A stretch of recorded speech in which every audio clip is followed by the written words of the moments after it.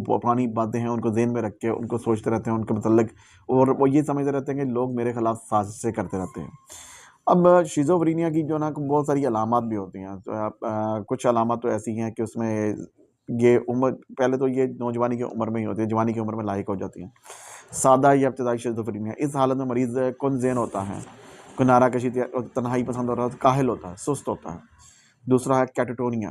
Catatonia का मरीज़ कभी तो मदहोश हो जाता है, मदहोशी की हालत में रहता है, और कभी एहजानी कैफ़ियत में रहता है।